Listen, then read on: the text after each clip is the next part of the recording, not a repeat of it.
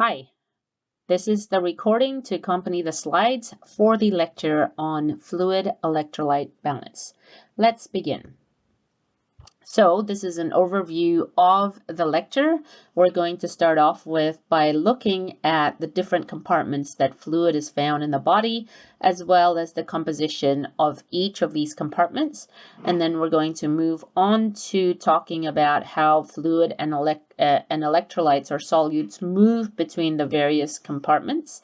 And then we're going to finish off with a discussion of the regulation of the movement of fluid and electrolytes in terms of the sensors that detect the composition of fluid and electrolytes, as well as hormonal control of these of the movement. As you can see, there are 4 diagrams over here, so I'm going to go through each of them. The other thing to note with this lecture is that a lot of the information here has been covered in other lectures, either in just in other lectures. So you can see that a lot of these diagrams may be familiar if you remember that they were shown and discussed in previous lectures. So first things first, in terms of water content in the body, you can see that it ranges from a high of 75% in infants, and then it gets lower and lower as we get older. Water is makes up 80 to 85% of the brain and kidney volume, as well as 8 to 10% of teeth. Again, you don't need to memorize these numbers. They're just there to show that, you've got the brain over here with a high volume of water compared to, say, teeth and bones over here that have a much lower percentage of water. Solutes are defined as substances that are dissolved in a solution, and the solution we're talking about is water, so we're talking about water-soluble substances, whereas electrolytes are solutes that dissociate in a solution and carries an electrical charge, so things, ions like sodium and chloride.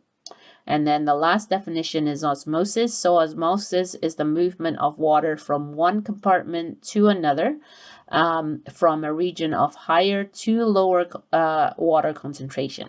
So if you look at this diagram in the middle over here, you start off with a two compartments that have been separated by a semi-permeable membrane over here. And what you can see here is the compartment on the left has less solutes than the compartment on the right. And so the compartment on the left has a higher water concentration than the compartment on the right. And so with osmosis, what happens is water passively moves from the left side of the compartment to the right side until it reaches equilibrium. So in the second diagram, you've got an unequal volume of water, but if you look at the concentration of water and the solutes inside each of these compartments, you can tell that they're probably more or less equally distributed. So that's osmosis when water moves, right? And again, you can see here in the diagram over here, this is when you've got diffusion, where you have this, when you start off with, you've got more small uncharged molecules on this side of the membrane, and then as time progresses, what you can see is these molecules go through the plasma membrane to the other side of the plasma membrane into the cytoplasm of the cell until there's an equal concentration of solutes outside the cell in the extracellular fluid as there is inside the cell in the intracellular fluid or the cytoplasm. So we've talked about extracellular and intracellular. So intracellular, when you say intra is in, cellular, so intracellular fluid is water inside the cells.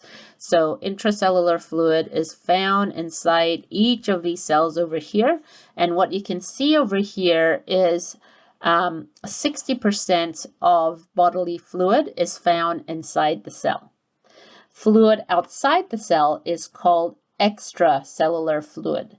And the two main components of extracellular fluid are fluid found inside the blood vessels called plasma, right? That's inside the blood vessels here called plasma. And then fluid that's found in between the cells, but outside of the cells, and that's called interstitial fluid.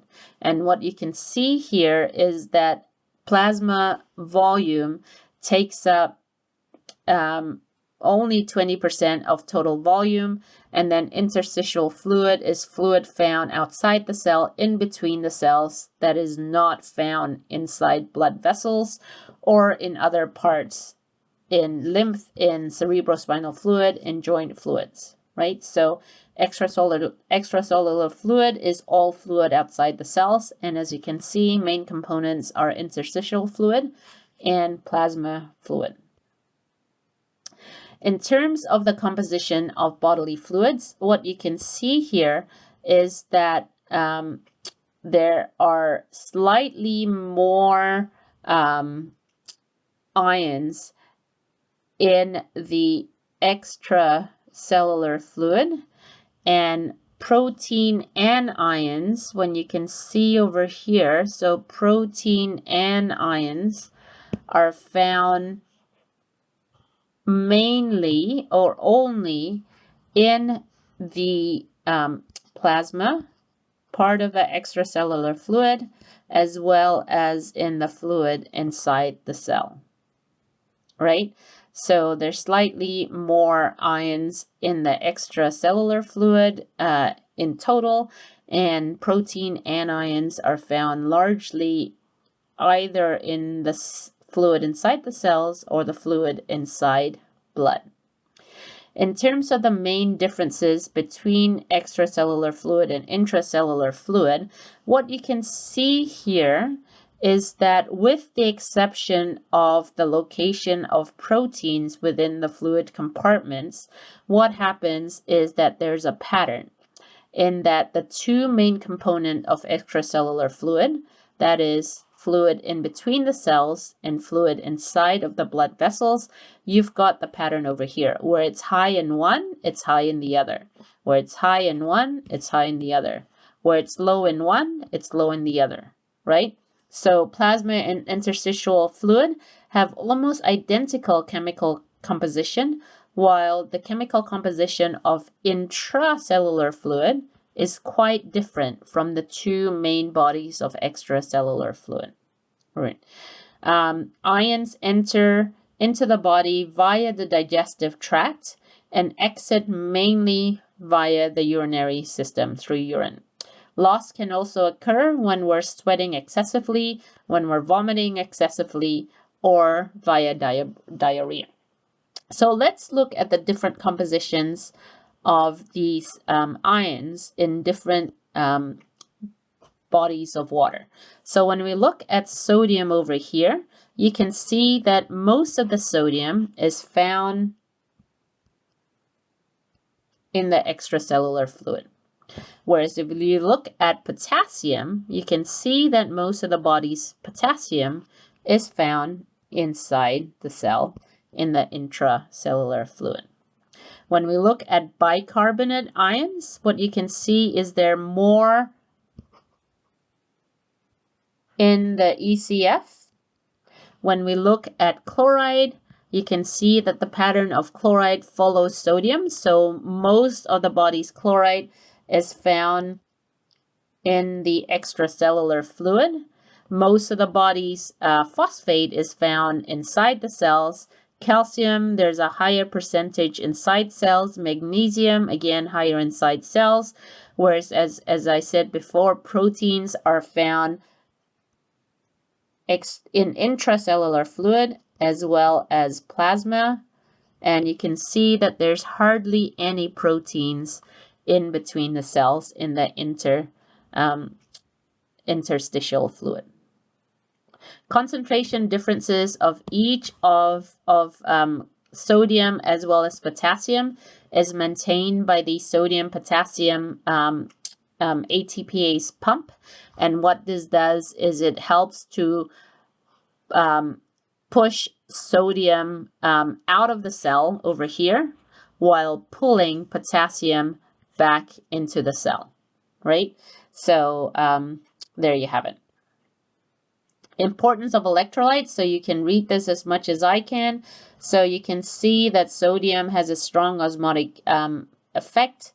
Potassium is the main cation, positively charged ion of the intracellular fluid. Chloride is the major negatively charged ion of the extracellular fluid. Bicarb, calcium, 99% of calcium is found in bones, and phosphate is found in bone and teeth, as well as phospholipids, ATP, nucleotides, and buffers. When we look at the principles of fluid balance can only be maintained if the fluid that goes into the body is equivalent to the fluid that leaves outside, that leaves the body. So water enters into the body through foods and liquids, through the digestive tract, as well as being produced as a result of metabolism from each cell. So you see here, 60% of fluid intake is via beverages, 30% from foods, 10% from cellular metabolism. How water exits the body. You can see here 60% exits through urine, and the rest is via sweat, via skin and lungs, and via fecal material, right? In terms of fluid balance mechanisms, we are going to maintain normal blood volume at the expense of interstitial fluid volume. And so what we're going to do here as we go through the rest of the lecture is we're going to go through how fluid volume is adjusted between compartments. We're also going to remember the obligatory water movement, where sodium sodium goes, water follows.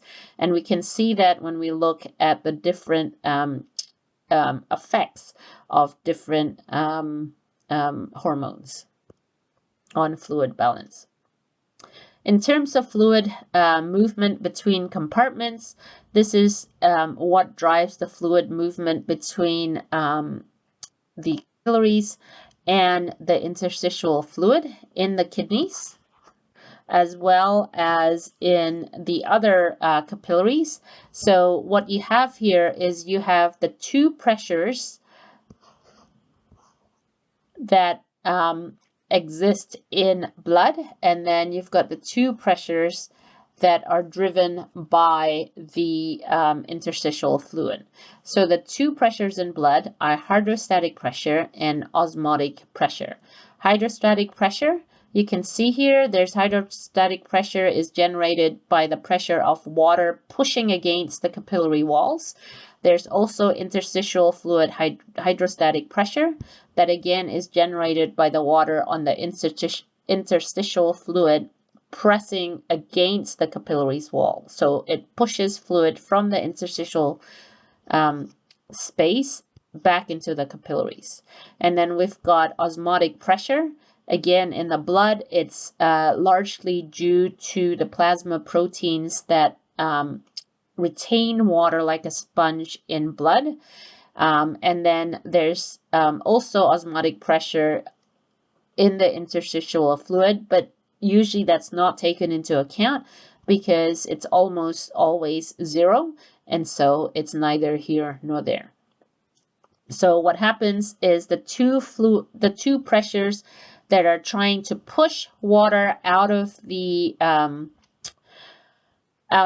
from the capillaries into the interstitial space is the blood hydrostatic pressure and the interstitial fluid colloid osmotic pressure, which, as I said, is really zero. So it really doesn't count for anything normally. So it's really blood hydrostatic pressure pushing blood out of, water out of the capillaries.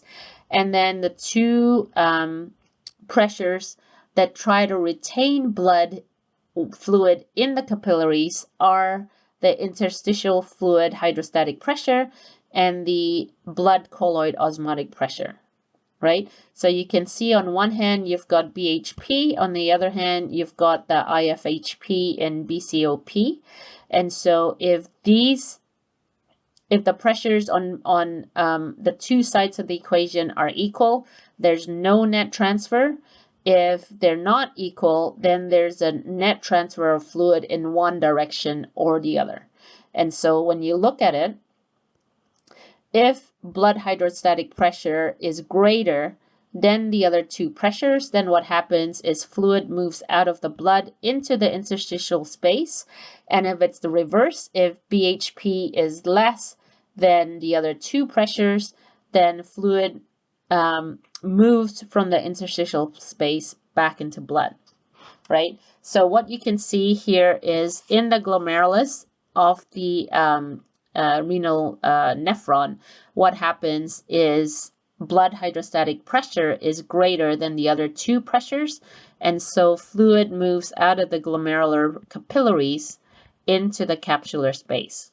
Whereas in a normal capillary bed, what you have is at the arterial end, it's positive, and so fluid and solutes leave the capillaries at the arterial end. In the middle of the capillaries, those pressures on the two different sides of the equation are the same, so there's no net movement. And as we go towards the venial end of the capillaries, what happens is that hydrostatic pressure drops so that it's a negative pressure, and in the negative pressure, then most of the fluid that left at the arterial end is reabsorbed back into the capillaries at the venial end. If reabsorption doesn't happen, then what happens is fluid stays in the interstitial space, and you end up with swelling or edema. So again, this is one that you've seen before, so I'm going to skip over it, and we're going to then talk about solute movement between compartments.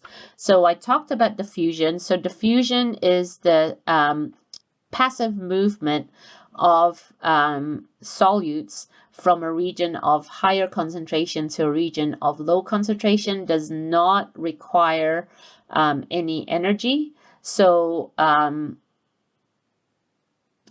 diffusion is just that. So you've got here the movement of the solutes from the extracellular space into the cytoplasm, just goes right across the cell membrane.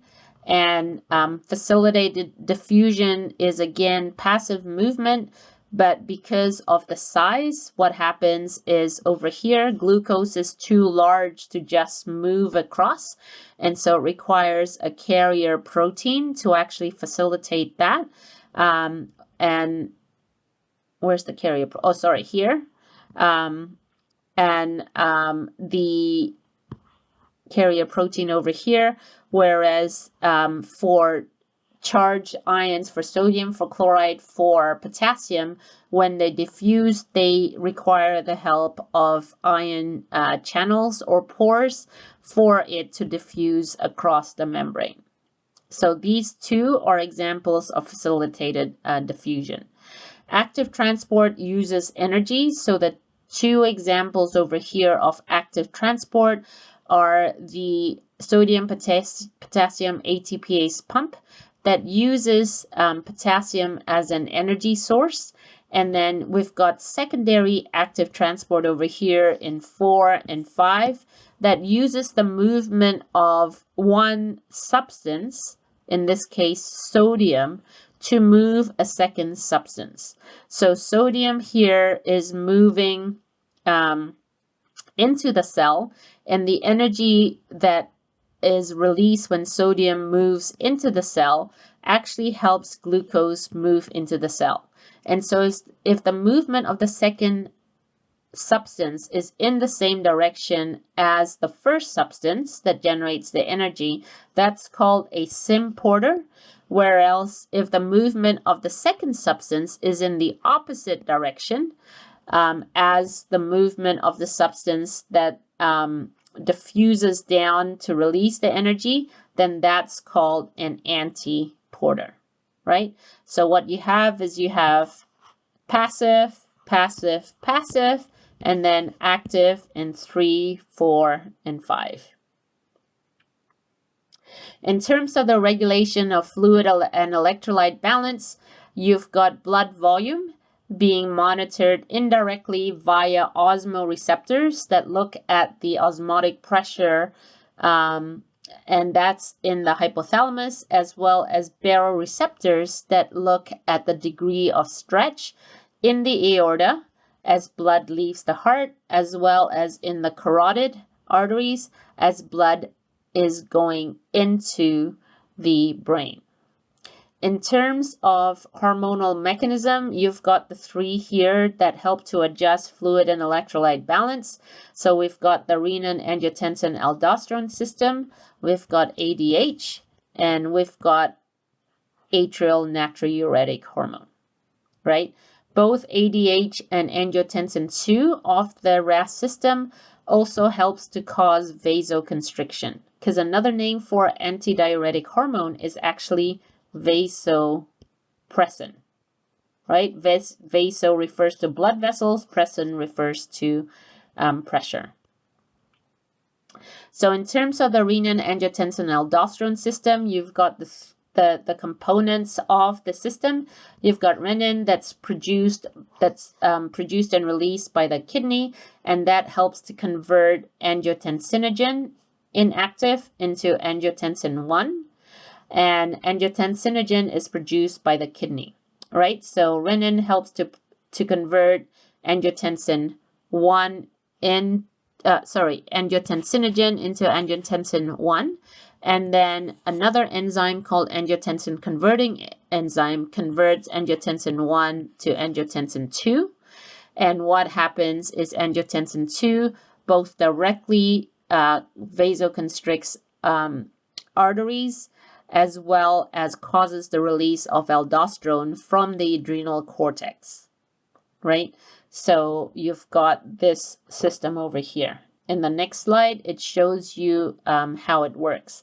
So what happens is that the macular densa cells, the chemoreceptors in the distal convoluted tubules of renal nephrons, can detect a decrease in sodium and increase in potassium concentration, as well as a decrease in blood pressure and blood volume.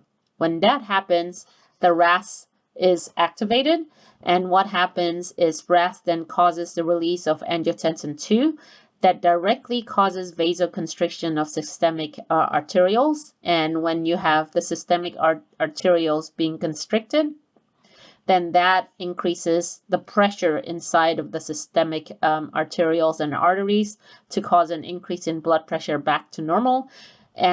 Angiotensin 2 also causes the release of aldosterone. And what aldosterone does is it increases the synthesis of the sodium-potassium ATPase pump in the renal tubules to cause more potassium to be excreted, more sodium to return back into blood, and when more sodium returns back into blood, more water also returns back into blood. So when you have an increased potassium excretion, then what happens is more potassium leaves. So potassium levels goes back down to normal. When less sodium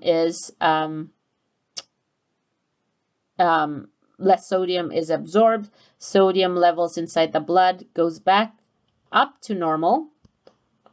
Water also goes back up to normal, and blood pressure then goes back up to normal. So what happens is this effect then reverses the effect that causes the release of or the activation of the RAAS. In terms of anti-diuretic hormone, what happens is the stimulus is either a decrease in blood volume, blood pressure, or an increase in osmolarity.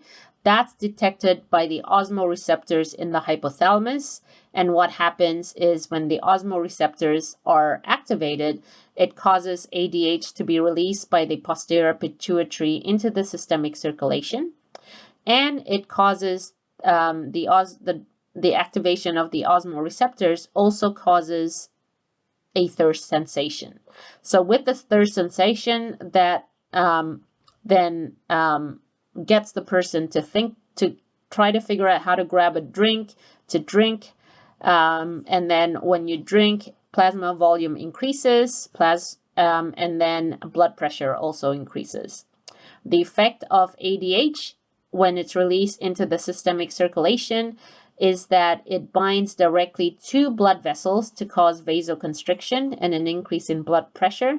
ADH also travels via the systemic circulation to bind to its receptors on the collecting duct. And what happens is when ADH binds to its receptors on the collecting duct, you see these aquaporins that are already made. What happens is those aquaporins gets inserted into both sides of the tubular epithelial cells to encourage water reabsorption. So water goes through the aquaporins back into the blood vessels of the renal tubules at the level of the collecting duct.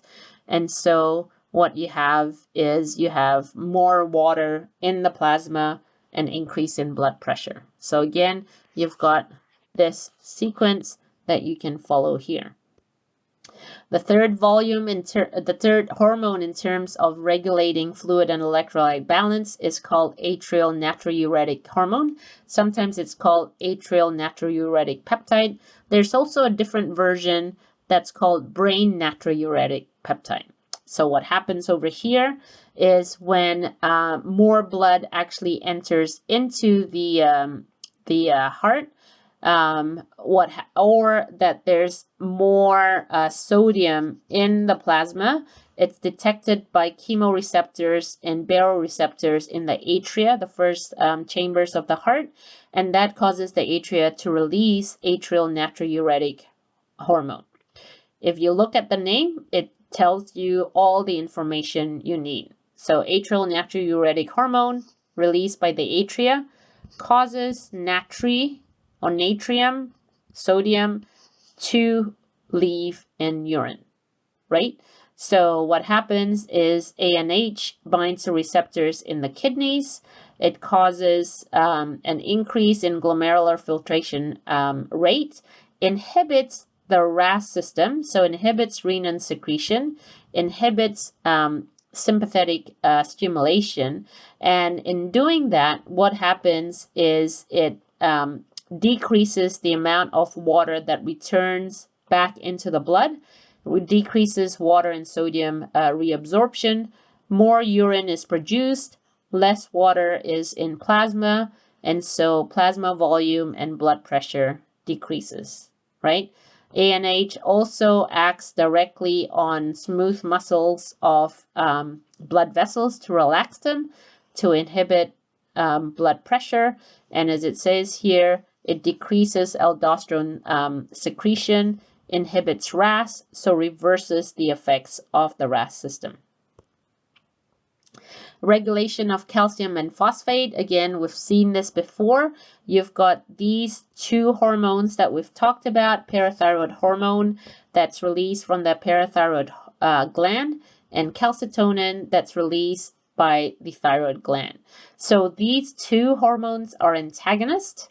And so what happens is if you look at the diagram on the bottom, when calcium levels are too high, then what happens is the thyroid gland releases calcitonin, inhibits the activity of osteoclast, so bone breakdown slows down. more calcium is then stored in bone, and calcium reabsorption decreases. So more calcium leaves in urine, right? And so the net effect of these two actions decreases calcium levels in the blood back to normal. If blood calcium levels are too low, then what happens is the parathyroid glands release PTH, stimulates the activity of osteoclasts. So bone is broken down, calcium that is stored in bone is released into the blood. More calcium is reabsorbed from urine. So more calcium returns to the blood in the urinary tract, and also the calcium that we eat and drink is increased in terms of its absorption in the small intestine. So what you have is you've got this active form of the vitamin D is stimulated by PTH, and that increases the amount of calcium absorption. So what you have, osteoclast increases the amount of calcium in blood, as does the reabsorption increase in urine and absorption increase through the digestive tract.